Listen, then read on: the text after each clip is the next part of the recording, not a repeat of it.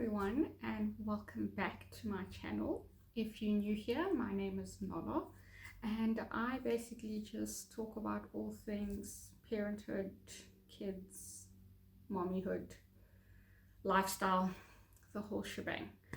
But what happened was I actually started a series for trying to conceive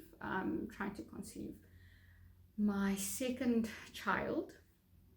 And I only did a few videos actually, and then I fell pregnant, so yay for that. But I was hoping the series would be,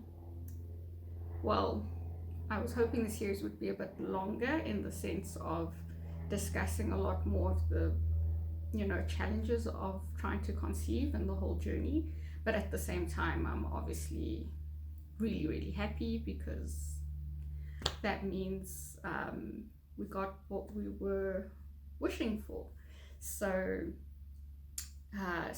not really a spoiler alert, because my last video was actually looking at all the different supplements that myself, and I also just focused a little bit on what my husband took, but it was a whole video just looking at all the supplements that I took, or that I typically take when I'm preparing to try and conceive.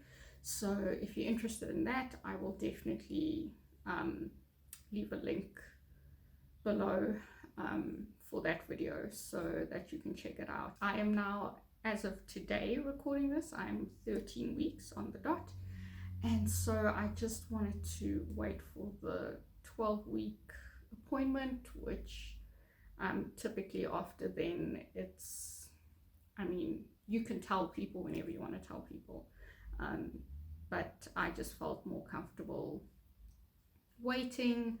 So I decided, because I haven't done any updates since trying to conceive, that I would just put it all together and kind of do a first trimester recap. I'm going to try not to make it too long, but also I'm just going to try and cover as much as I possibly can. If you see me looking down, I have made some notes. It's usually on my phone, but I'm using my phone to record. So I just have some notes printed out so I don't really forget to tell you guys anything or share. Okay, so if you guys like this type of content, please like this video, subscribe, so that you can find out whenever I put out a new update. I'm going to be super regular now, now that I'm telling everyone and that everyone knows that I'm pregnant. So I'm going to be sending or putting out a weekly pregnancy video update every single week.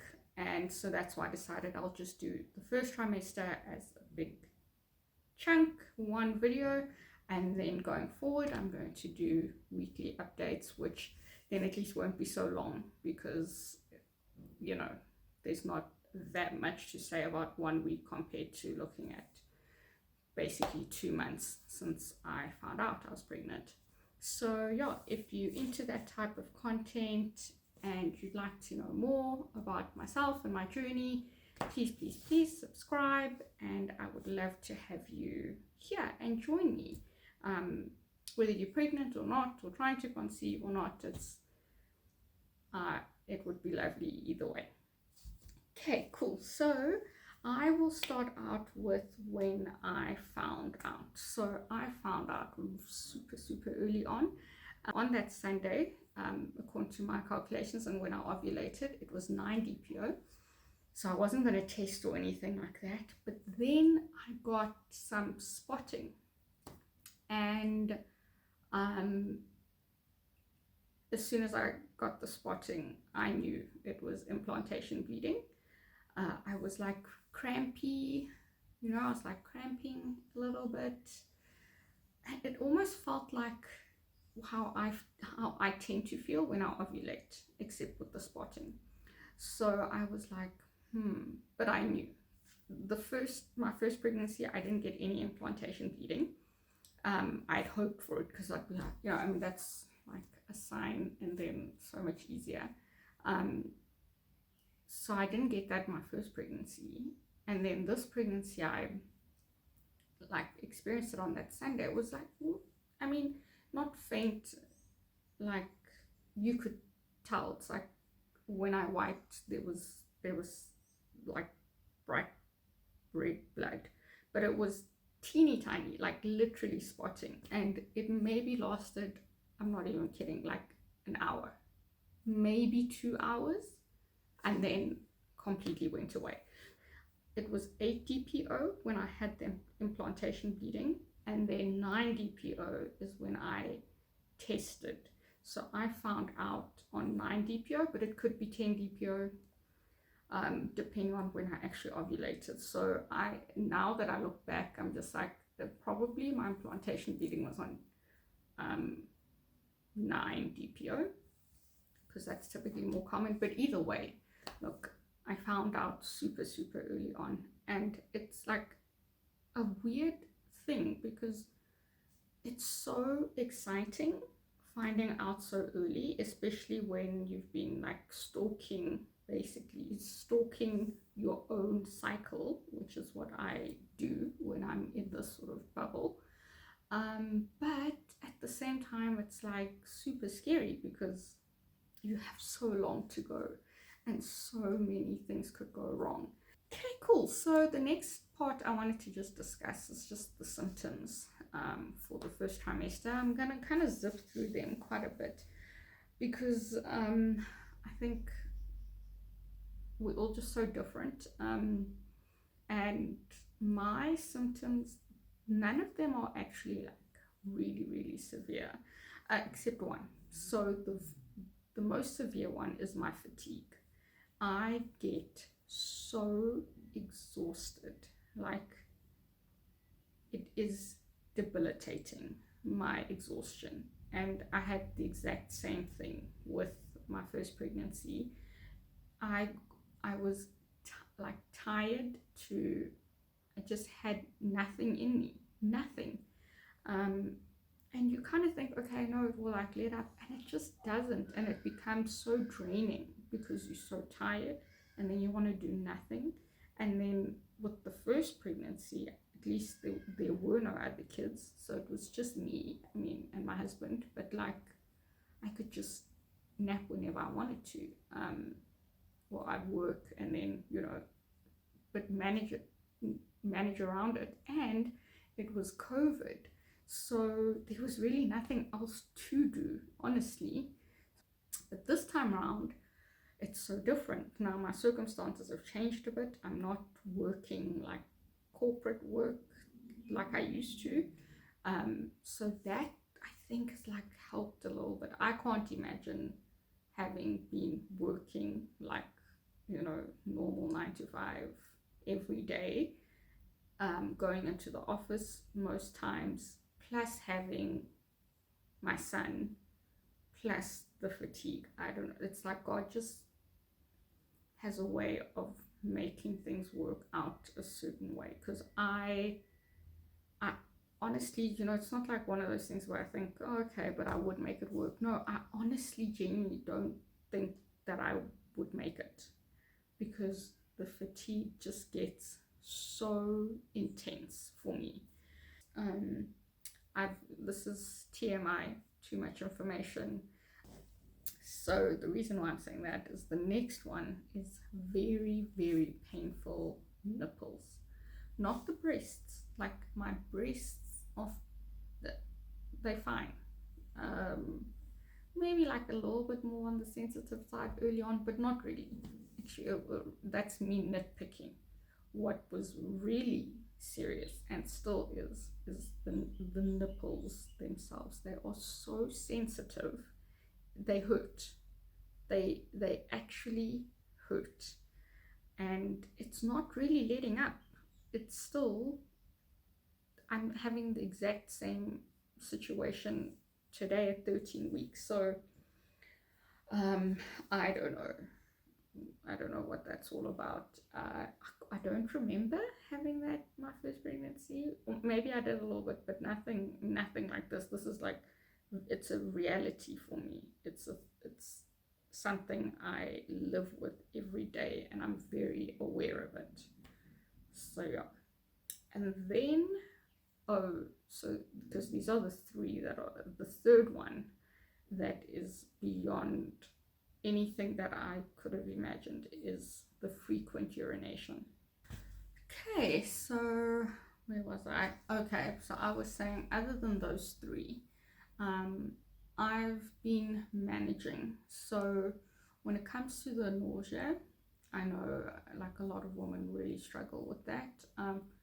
For me, I do get it. Like I do get nauseous in the mornings, like first thing in the morning, and then evenings. I would really struggle in the evening, like just after I've eaten. It doesn't matter what it is really. Just before I go to bed, I would just feel not good, unsettled, feeling a bit nauseous. But it was never anything so crazy up until 9-10 weeks, and then it was like no 10-11, sorry. And so I did start taking medication for the nausea, honestly just like mornings and evenings for about a week or two. Like weeks 10-11 is when I was quite like quite consistent with it, mornings and evenings, just because mornings I was just afraid, like I was like, I don't even want to tempt anything to go wrong. And then evenings, because I typically just wasn't feeling great around then, and it really helped. It just settled everything. You never lose it. It's not like you take the medication and then you're just like woohoo living your best life, but it really just makes it tolerable. And once you've been to that place where you actually can't take it anymore, even just the slightest bit of relief just gives you that little bit of hope that you need. So that was me for nausea. So that's the nausea. Bloating, yes, bloating. I easily get bloated, like just as a person, really. But the thing that isn't pleasant, that tends to kind of come with bloating, is the constipation. I'm pretty regular for the most part in everyday life, when I'm not pregnant. And my first pregnancy, the constipation came a lot later. But I had one incident like 2 weeks ago that was just awful.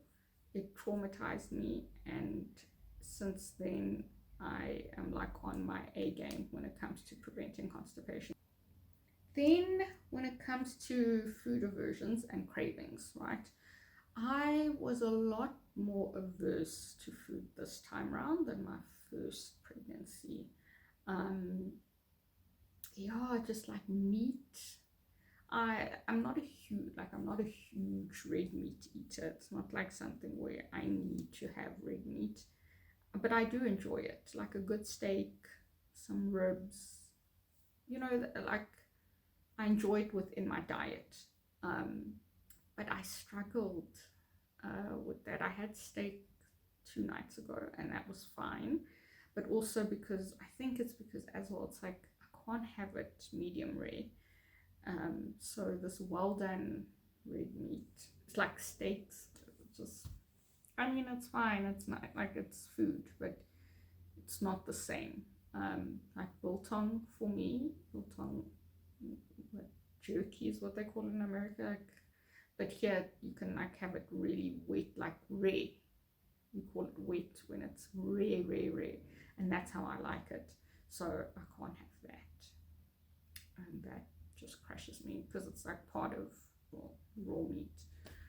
Fish fingers I could do like in the mornings if I just had to get something into my stomach.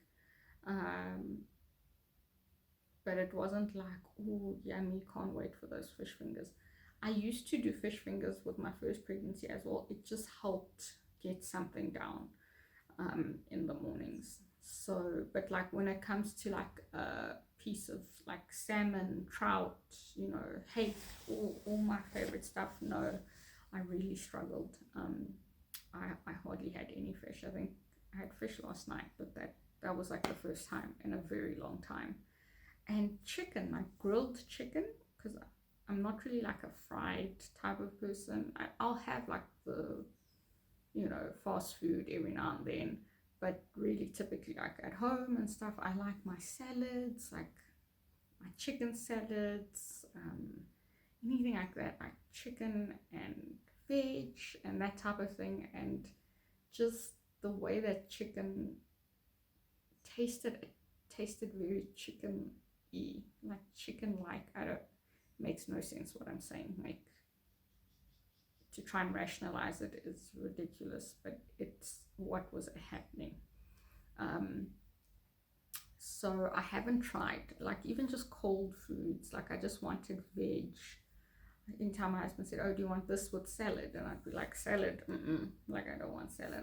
I wanted something warm, and it's summer right now in South Africa. It's like hot, so it's got nothing to do with the weather. It's been raining a lot, but no, I just didn't want like cold foods except for fruit. I still enjoyed my fruit, my grapefruit, pineapple, um, that I could still do. And then also the only like cravings, what I tend to kind of lean towards is I'm typically a savory person. I mean, like I like my cheeses, my meats, you know, those type of things. Salty, salty, salty, salty. I'm very much about that. So it's not really a craving because that's what I crave every other day of my life. So those kind of stuck around. I still enjoyed that. But and yeah, so I'm more like on the salty stuff. I'm not a sweet person at all. Like, but early on, I found myself I wanted like a cupcake, and then I'd have a cupcake, and then I was like, oh, I could do it like those chocolate, like almost like a choc chip biscuit, but with the like crunchy that are coated in chocolate. Usually I find having my Milo, so I love Milo, especially when I'm pregnant. It's kind of like everything for me. It tastes so amazing to me. Hot chocolate is just too much sugar for me, I find. So I'm not a coffee drinker. I like my tea, so I'll still have tea, but Milo, Milo, Milo, Milo. So that tends to like kind of satisfy that little bit of sweetness that I need like in the day. But if not, I have what I want. So that week that I wanted cupcakes, I had like a cupcake every day, and then I got over it quick, the cupcake thing. And then I thought of these little biscuits, so that's what I've been on like now. And then I'm just showing a lot sooner, right? Like I know, and I've heard, and you know, people always say, oh, you know, if it's your second, third plus pregnancy, you show a lot quicker than you did in your first pregnancy. And in the beginning, it's hard to tell, right? Because there is a lot of bloat around like weeks 8, 9, 10. There is quite a lot of bloating for a lot of women. So what you might kind of see or think is your bump starting actually is just bloat, and then it goes down, and then it kind of picks back up as the actual bump. But no, I'm maybe a combination, honestly. But I'm 13 weeks today. I'll show you at the end of this video what I look like. It looks like I'm pretty far along, honestly. I think emotionally, for the most part, I'm feeling okay. I do have the moments, I do, whether it's like serious, you know, like some that I genuinely like, I'll think of something, or get sad, or you know, so I would have that thought, not necessarily when it due to pregnancy, but I just kind of go through the motions. But I do have moments, and I have had moments where I just start crying. Um, yeah, so those type of things happen, or I hear a song on like a advert or the end of a series, you know, like when they're finishing off and it's like they're going into the credits, and if that song is just like resonates with me, I don't know, the tears, they'll come on. Yeah, but other than that, like on a daily basis, do I feel like centered, calm? Yes. Like I say, my circumstance is a lot more different this time around. I was working corporate job full time, very demanding the first time round, and I'm not anymore. So that has honestly just not just with the pregnancy, to be honest, with everything, has just changed my outlook, changed how I deal with things, you know. So I feel a lot more grounded, I feel a lot more stable, um, which is nice. There's always things to worry about, right? That never goes away. But I feel good, I feel okay, and I'm excited. You know, everyone's excited for us, we're excited. It's going to be interesting, but oh, I'm so looking forward to having another little one, and see their relationship, you know, with my son, and like I think that's going to be just so cool to see and watch and experience. And yeah, so overall, really, really, really good. A plus for like how I'm feeling, where I'm at. You know, I feel good, and the parts that are not so great, I'm very hopeful they will pass very soon, and all the other stuff, there's nothing that God can't take care of, so I give it to him. That is my first trimester recap. This was a long video. I'm going to try and edit it down every time I say that, and I really struggle because I think everything is so necessary, which it probably isn't, but that's me. I think the last thing I'm going to show you is the bump, and then yeah, I'll see you guys next week for my 13-week update. So I'm 13 weeks today, and then next week I will film everything that's happened from today going forward, and that's how I'm going to do it. Yeah, so like I said in the beginning, thank you so much for joining me. If you like this video, please once again give it a thumbs up. Please click on that subscribe button so you can get notifications on when I am uploading a new video and an update, and I'm so looking forward to chatting with you guys again soon, in a week. Yes. Okay, bump time. So, okay, oh gosh, now I need to pee. So, that is my bump. So you can see it is pretty obvious, like you can't really I can't be walking around like this and not explaining to people. Thanks for watching. Bye.